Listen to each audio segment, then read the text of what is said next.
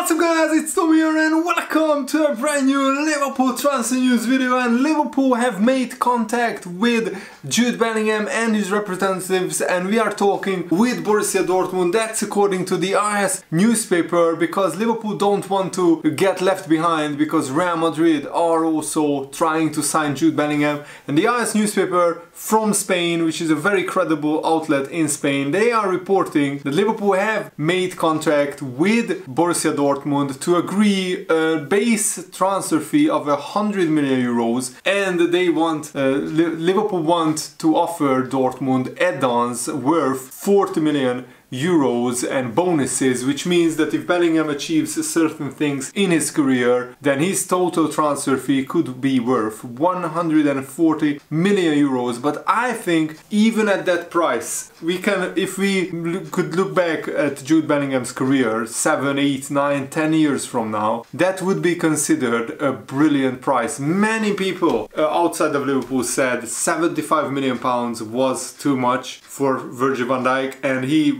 became a Liverpool legend. He won 8 trophies with Liverpool, so it was money well spent. Similar with Alisson transfer fee, Fabinho transfer fee, and all the other transfer fees that Liverpool have paid. And even the Darwin Núñez transfer fee, it seems like a lot right now because Darwin Núñez is missing loads of chances, but if he becomes a Liverpool legend and if he starts scoring 20-30 goals a season, then that will be also money well spent. So the RS report states that Real Madrid are also firmly in the race for Jude Bellingham, but that Liverpool are worthy contenders for the signature of the player in 2023. There is very little chance that Liverpool could tempt Borussia Dortmund to sell Bellingham to them in the January transfer window, and that would be brilliant because we could get ahead of the queue by buying Jude Bellingham. But we would have to pay around 160 million euros. And Jurgen Klopp also said that Liverpool would be stupid not to have Jude Bellingham on our radar, but there's nothing more to say at the moment.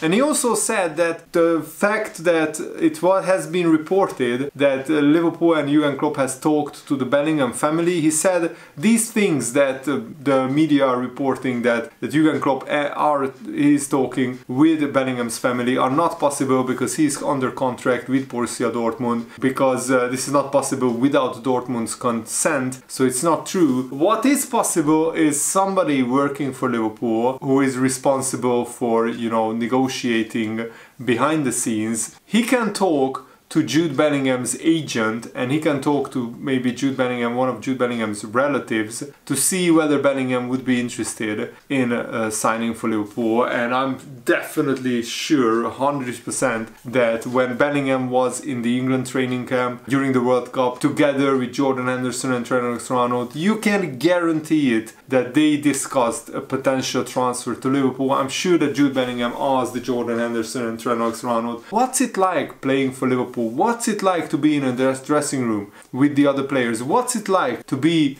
managed by Jurgen Klopp? How is Jurgen Klopp as a manager? What it's like to play for him? And I'm sure that Henderson and Trent both gave glowing reports of what it's like to play for Liverpool. Henderson has been at Liverpool for more than 10 years. He's the captain, and Jude Bellingham idolizes Jordan Henderson and he looks up to him. So I'm sure that behind the scenes there have been also a lot of discussions between Bellingham and Henderson and Trent Alexander-Arnold. And that's not illegal, because behind the scenes players always talk with each other. Ben Foster has a great podcast, and he's mentioned many times that the players in their private lives and during training sessions, like during traveling with a coach to a game, they are definitely talking behind the scenes and asking each other what it's like to play for that manager, what it's like to play for this football club and that football club, and what is that environment like. So they are always trying to get as much information from as many possible angles and as many possible sources as as they are capable of, because the more information a footballer gets, the better decisions he can make for his future. And the footballer's career is very short, so I'm sure that Bellingham would want to join a club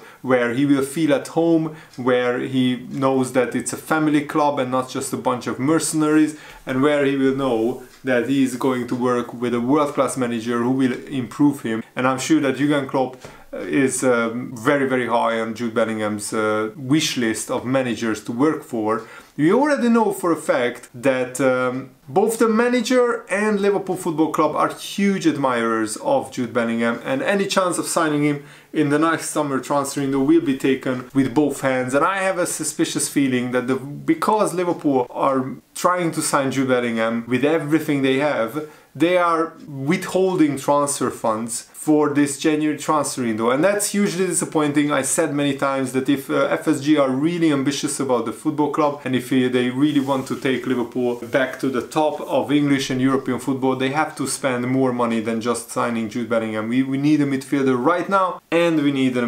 world-class midfielder in the summer. Jude Bellingham or somebody else. And even Michael Owen has admitted that he has fallen in love with Jude Bellingham and the way he plays. I think Jude Bellingham has to come back to the Premier League, Michael Owen said. He has done very well in Germany. He made that decision to leave Birmingham when he was very young, so he would get the opportunity to play for a top side. Dortmund have a massive asset on their hands. The Premier League is the biggest and best league in the world. It is just a question of which club can afford him. There aren't many around because he's a special talent. He's going to be one of the best midfielders around.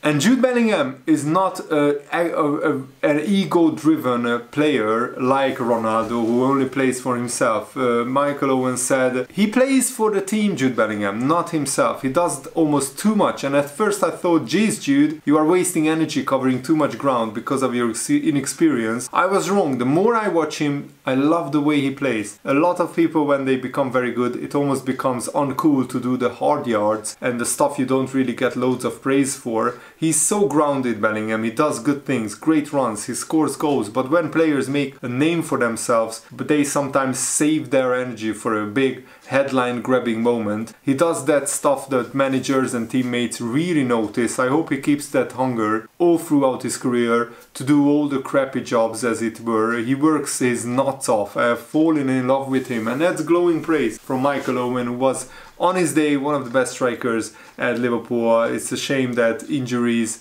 and also probably his ego that he wanted to play for Real Madrid has ruined his career, because after that he was never the same. And Liverpool are expected to push very hard for Bellingham. Jurgen Klopp and Henderson and the club will do everything in their powers to sign Bellingham, but I think right now we also need another midfielder in the January transfer window. And I'm really excited to see Cody Gakpo's debut on Saturday evening against Wolves in the FA Cup. Jamie Carragher believes that the signing of Cody Gakpo was needed at Liverpool, and he actually admitted that he was surprised at what a low transfer fee Liverpool paid for Cody Gakpo. This is what Jamie Carragher said. I think the signing of Cody Gakpo is needed right now at Liverpool, and that's why I asked the question to Jurgen Klopp. The injury to Luis Diaz was a big problem. You look at his record in the Netherlands for Cody Gakpo, you would expect those numbers. We know the Eredivisie isn't the standard of the Premier League, and there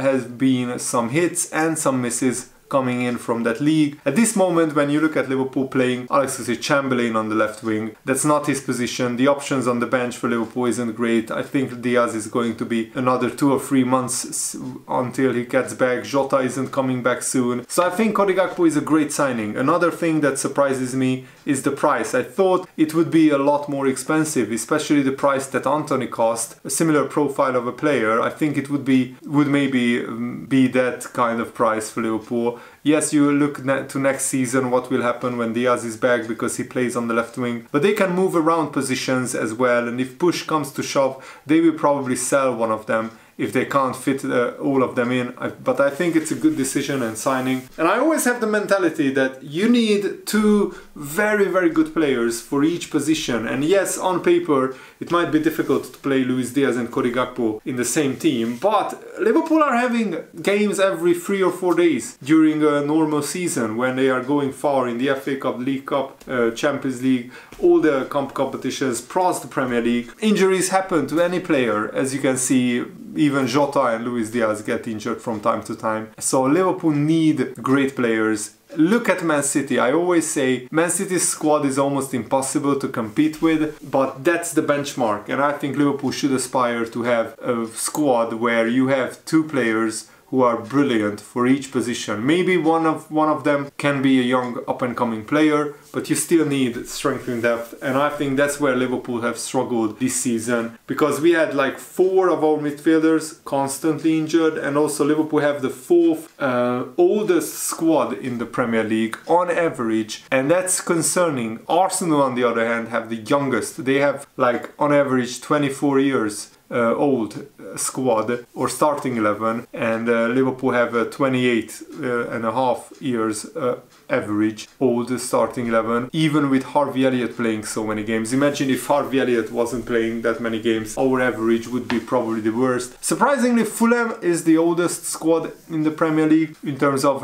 the players' average age who have played in the Premier League many times, yet they are doing brilliantly and punching above their weight. But Liverpool definitely, because we have an aging squad and an older squad than before, we definitely have slowed down in our intensity, in our pressing, in our high-speed runs, in the number of sprints that Liverpool players make. So Liverpool need to freshen up their team, and Jude Bellingham would be perfect because he's only 19 years old, and I think we need another midfielder who is a runner in the January transfer window. Liverpool are already 7 points off the top 4. They have dropped more points this season than they did in the entirety of last season, and we are not even at the halfway stage. And the manner of the defeat at Brentford, it was chaotic and somehow utterly predictable, tells you that despite all the talk of a reset following the World Cup, all the hard work and the analysis, Liverpool are not really changed. They are still a team searching for rhythm, confidence and conviction, and that is falling away, and it's way short. Liverpool have been way short than their own high standards. And Liverpool's midfield usually, it used to be the motor that powered the success of Liverpool. The high intensity, the pressing, the relentless running, and that is not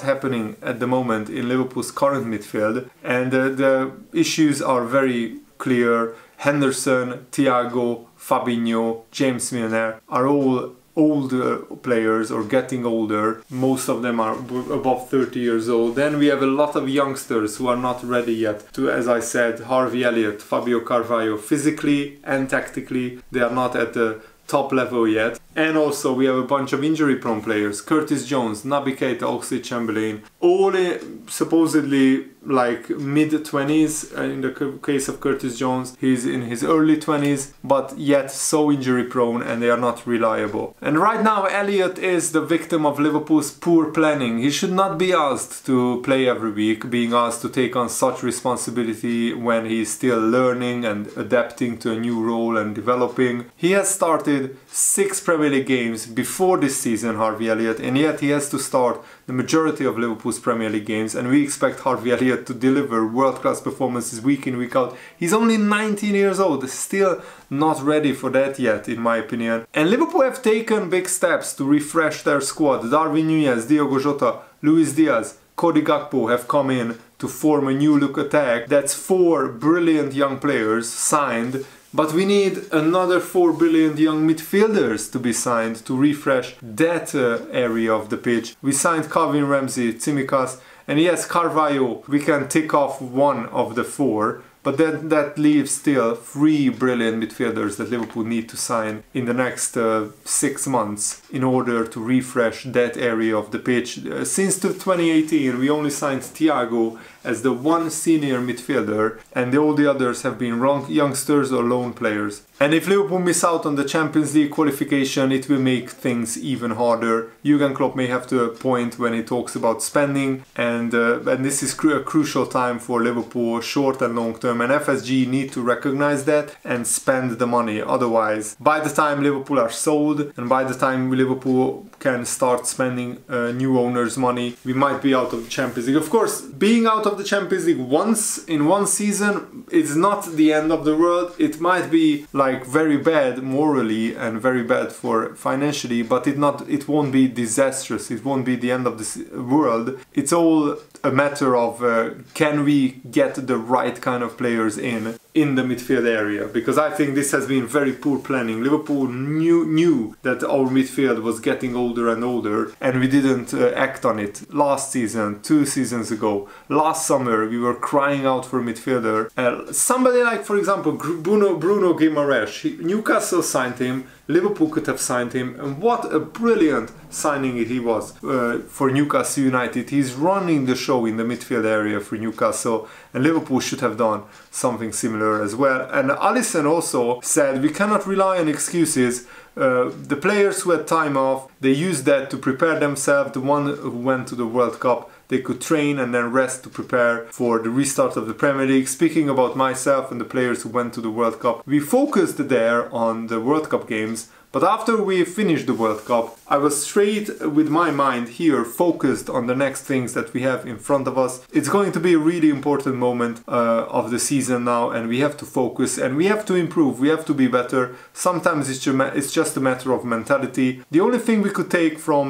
the Leicester game was the win and the effort we put on the pitch, but there is a lot of space to improve, and after the Brentford game we need to absolutely to improve and bounce back. We have high expectations, the supporters have high expectations about us. We are a big club. Liverpool is a huge club who always will try to fight for titles and to be there at the top all the time. We have to do more, and we know that. So that's really great, but we have to do the talking on the pitch. Alisson, I think, is the player who is the least at fault for Liverpool's problems. He's saving so many amazing shots. Liverpool literally could have conceded 40 goals already if it wasn't for Alisson. So hopefully the rest of the team can get up to the Alisson's high standards. And I'm really excited for the Cody Gakpo, Nunez, Salah partnership up front, but our midfield needs to improve. And without a midfield signing, I'm not sure how Jurgen Klopp improves our midfield. Hopefully Naby Keita can start and inject a little bit of intensity